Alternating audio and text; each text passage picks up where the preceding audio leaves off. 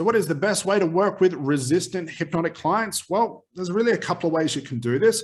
The way I work with resistant clients is by doing it on the strategy call first. I'm making sure my client is primed. And again, this is just one way, making sure my client is primed with motivation on the strategy call, and I beat that resistance on the strategy call.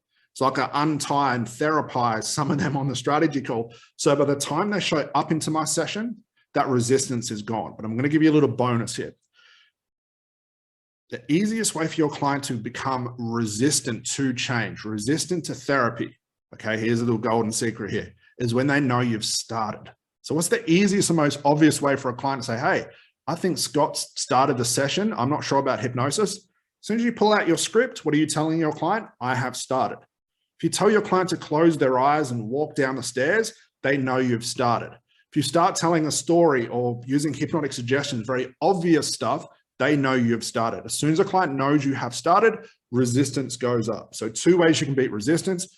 Beat it on the strategy call and learn how to do proper strategy calls, look for red flags, overcome that resistance there. But also don't show your clients that you have started, okay? While they're expecting the eye closure and all that stuff, the more traditional stuff, you need to do something drastically different. So if you're finding resistant clients, like they're not going into trance, they're not following your instructions, they're not having a breakthrough, it's making it obvious to you, it should be very obvious, that they know you've started. You have to beat that resistance before you go into the therapy, before you go into the breakthrough. Otherwise, a client will just drag that resistance with them. And again, easiest way to know you've started is you pull out your script and you start reading and tell a client to close their eyes.